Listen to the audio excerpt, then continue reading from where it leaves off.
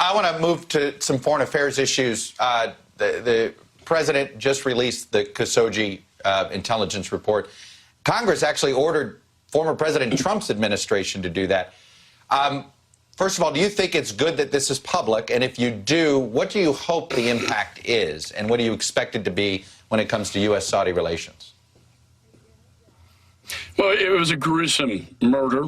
I'm not surprised by the Director of National Intelligence report that was just released. It was classified. Most things that happen in the intelligence, they don't happen by accident, and then the Crown Prince is in charge of all that. It happened in the Saudi consulate in Turkey, and a very gruesome murder in and of itself. So I can't say I'm surprised by it, but I do think there should be consequences to it. We have looked at the idea of sanctions against the Saudis on this. I think there should be a strong condemnation of this murder and what took place, possibly by the king himself. And I also, think that we got to be looking at, policies that countries that go against journalists and dissidents to restore trust. I think there should be a consequence on site. And Chuck, what is the bad downside to all this is that we're finally moving forward with a partnership with the Saudi, the royal family, and the kingdom. They were becoming aligned with Israel against the biggest threat in the region, and that is Iran. So the geopolitical issue gets very messy, very tricky now in light of this gruesome murder. Don't you worry that MBS took advantage of that he knows we need them, or he thinks we need them, we need the ally, Israel needs the ally, so I can get away with a little bit of stuff like this?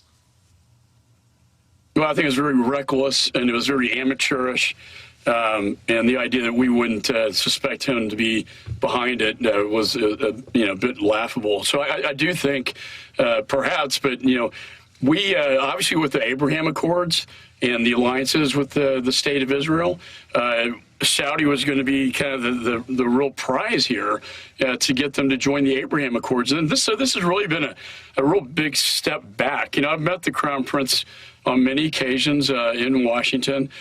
He seemed to be wanting to move his country forward in a more progressive direction. But this gruesome murder of Jamal Khashoggi, Larry Wright's a good friend of mine. They were dear friends. And it's a major setback in our foreign policy. Let's talk about the strike last night. You came out and you were supportive of the president's decision.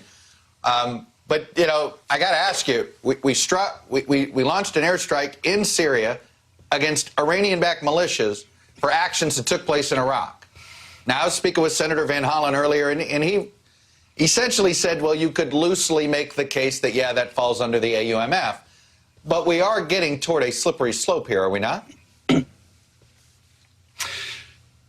In the Foreign Affairs Committee, I'm the Republican leader, we do the authorizations, and we will get a report, a notice of use of military force within 48 hours on this particular event. I know in the Soleimani case, that occurred in Iraq, but it was a self-defense, Article 2 constitutional self-defense strike. I'm assuming that's what the administration is going to rely on in this case, since they did hit our U.S. soldiers in both Erbil in northern Iraq, and also got very close to our embassy in the Green Zone in Iraq.